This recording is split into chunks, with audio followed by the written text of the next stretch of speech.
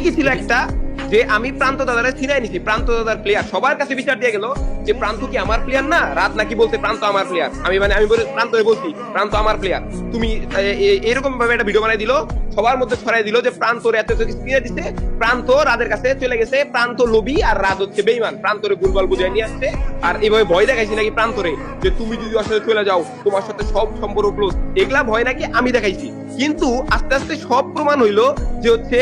প্রান্ত নিজের ইচ্ছায় আমার কাছে আসছে এবং ফোর্সটাও করছে ওবাইদুল ভাই যে তুমি যদি রাতের সাথে টুর্নামেন্ট খেলো তোমার সাথে সম্পর্ক ক্লোজ। তার মানে কি দাঁড়াইলো, মেইন টপিক বেইমানি তো বানাইলো যে প্রান্তরে নিয়ে নেওয়া না, প্রান্তরই তো আমি নেই নাই, তাহলে বেইমান কোন দিকে হইলাম, এক কথা শেষ এখানে। তো এইখানেই তো মেইন টপিকটা শেষ হয়ে যায়, তাহলে অতিথি শেষ কই থেকে আসে, সে যে বানাইতেছে এগুলা এবং সে ভালো করেই জানতো প্রান্ত স্বেচ্ছায় গেছে। আমি লাস্ট ভিডিওতে স্ক্রিনশটের প্রুফ সহ দিচ্ছি, ফেস্টিভ্যালের হুমকি দেওয়ার পরে যখন প্রান্তর সাথে কথা বলতে যায়, ওয়েট ওবাইদুল ভাই যখন প্রান্তর সাথে কথা বলতে যায় তখন প্রান্ত বলে যে আমি নিজে ছায় আসছি, তার সাথে কথা হয় কিছুক্ষণ, তারপরে ওবাইদুল ভাই মেসেজ দেয় আমি তোমার কোনো ক্ষতি করবো না, প্রান্ত নিজে ছায় গেছে, আমার ভুল ছিল। তাহলে তার ভুল ছিল, সে জানে রাত এনে জড়িত না, তাহলে তুমি প্রান্ত নিয়ে ভিডিও বানানো দরকার, প্রান্ত নিয়ে বানাও, তুমি আমার কেন টানলা?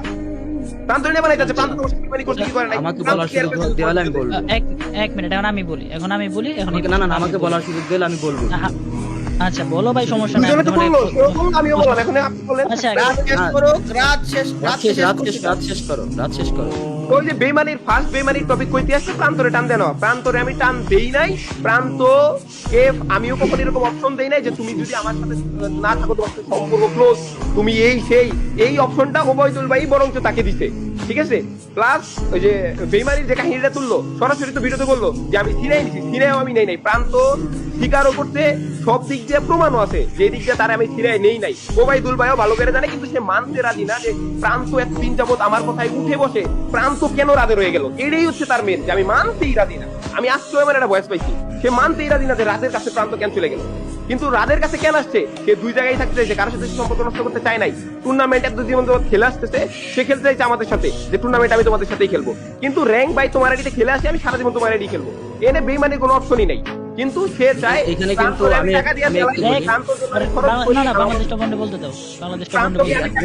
না এখানে কিন্তু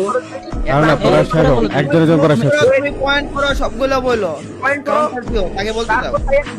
তার কথাই ছিল এরকম একটা যে প্রান্তর জন্য তুমি কি করছো, আমি যখন আলিফ রেনিওর সমাধান করতেছি চারজন একসাথে জায়গায়, তখন আলিফ জিজ্ঞেস করে প্রান্তরে নিয়ে এত কথা বলছো, তুমি প্রান্তর জন্য কি করছো, সরাসরি এক কথা, তার কথা হচ্ছে প্রান্তরে আমি এত টাকা পেমেন্ট দেই, প্রান্তর হাত খরচ দেই, প্রান্তর আমার এই প্লেয়ার প্রান্তর জন্য আমি এত কিছু করি, তার চ্যানেলের ভিডিও শিখা এত কিছু করি, তাইলে তো তোমার ওই টুর্নামেন্ট খেলতে আমার লাভ কি, তার কথা হচ্ছে এইটা। তার কারণে একটা ওই যে টুর্নামেন্টে একবার একটা স্লট তার নামে নিয়ে খেলতে বলছিল, আমি ওইটা রাজি হই নাই, তাছাড়া ওই যে টুর্নামেন্ট অ্যাপসের মধ্যে টপ ওয়ান নাম কেন আমি ইউজ করতে দেই নাই, সব নিয়ে তার একটা মোটামুটি একটা ছিল যে রাগ ছিল যে কেন এগুলা করতে দিচ্ছে না, তাহলে আমার অধিকার নাই, এগুলা সব প্রমাণ আছে আমার বলতে, তাহলে কি আমার অধিকার নাই, টপ ওয়ান নাম দেওয়া আমার অধিকার নাই, এই না সেই না, কারণ টপ ওয়ান স্কোয়াডে তো আমি কেউ ছিলাম না, এরকম দিয়ে সে প্রথমে রাগ করে, রাগ করার পরে এক পর্যায়ে সে বলে তাহলে প্রান্ত যেহেতু তাহলে রাতের হয়ে খেলছে, তাহলে আমার লাভ কি, প্রান্তর জন্য আমি খরচ করি, আমি এত কিছু করি, তাহলে প্রান্ত আমার হয়ে খেলবে, এই হচ্ছে তার মনোভাব। এবং তারপরে সে প্রান্তকে ফোর্স করে যে তুমি আমার হয়ে খেলবা, এবং প্রান্ত শুরুতে তো লক যে আমি কি করবো এখন বুঝতেছি না, শেষমেশ প্রান্ত আমাদের সাথে এসে বলে যে না আমি তো ওই জায়গায় খেলতে পারবো না, আমার মনও টানতেছে না, আমার ইচ্ছা হইতেছে না, সে বলতে পারে না ওবাইদুল ভাই সরাসরি, বলতে গেলেই তো সম্পর্কটা তখনই নষ্ট হয়ে যাবে, কিন্তু বলতে তো হবে আগে না পরে, তখন চলতেছিল র্যাঙ্ক, একটা র্যাঙ্ক পুশ করতে গেলে একটা স্কোয়াডে অনেক ইনভেস্টমেন্ট করতে হয়, ঠিক আছে, ওবাইদুল ভাই অনেক ইনভেস্ট করছে, আইডির অনেক প্লেয়ারে অনেক টাকা টোকা দিচ্ছে, আরেকটা আইডি ম্যানেজ করে আনছে, এখন যদি র্যাঙ্ক পুশের আগে এই প্রান্ত দাদা এটা বলে দেয় যে আমি রাতের টুর্নামেন্ট খেলবো, বললেই তো সাথে সাথে র্যাঙ্ক পুশে 12টা বাজবো, ওবাইদুল ভাই তখনই রাগ টাক করে কাহিনী এটা করবো, ঠিক আছে। এজন্য আমরা চাইছি যে র্যাঙ্ক পুশটা চলুক, আইডিতে যদি কোনো সমস্যা হয় তার পরবর্তীতে আস্তে আস্তে যখন একটু র্যাঙ্ক পুশটা স্টপের দিকে যাবে তারপরে তুমি জানাবা এগুলা বিষয়ে, এগুলা নিয়ে আমি আলিফ মাহফুজ ভাই সবাই জানি এগুলা, কিন্তু আমরা কিন্তু শুরুতে পাবলিক কইরাই জানি, শুরুতেই যেন র্যাঙ্ক পুশ একটা হেব্রো ঘটনা না ঘটে যায়। তারপর র্যাঙ্ক পুশ 6-7 দিন চলছে, অফিসিয়াল টুর্নামেন্ট আমরা খেলবো, এটা নিয়ে আমরা প্ল্যানও করে রাখছি, ওই টাইমে ওবাইদুল ভাইকে যা জানাই যে আমি রাতের হয়ে টুর্নামেন্ট খেলবো দাদা, আর তোমার সাথে আমি আইডি খেলবো, তোমার আইডি অল টাইমে খেলবো, তখন ওবাইদুল ভাই বলে তাইলে তুমি রাতকে চুজ করলা না আমাকে, তখন ওই প্রান্ত এইভাবেই বলছে যে আমি যে টুর্নামেন্টের অপশন আছে আমি রাতের সাথে, র্যাঙ্ক পুশের অপশন আসলে আমি তোমার সাথে, যেটা আমি আসি এতদিন যাবো ওইটাই থাকবো, আমি কোনো ভেদাভেদ চাচ্ছি না, আমি একসাথে থাকতে চাচ্ছি। তারপর ওবাইদুল ভাই বলে ভালো থাকো, ব্লক করে দেয়, 2 দিন পরে আইসা 1-2 দিন পরে আইসা আমার একটু ট্রেটও দেয়, প্রান্ত তাদের সাথে কথা বলে, তারপরে সে চলে যায়, এই হচ্ছে ঘটনা, আর কোনো ঘটনা। আচ্ছা বলা ঠিক শেষ। আছে, এখন সারমর্ম সবাই ক্লিয়ার করো,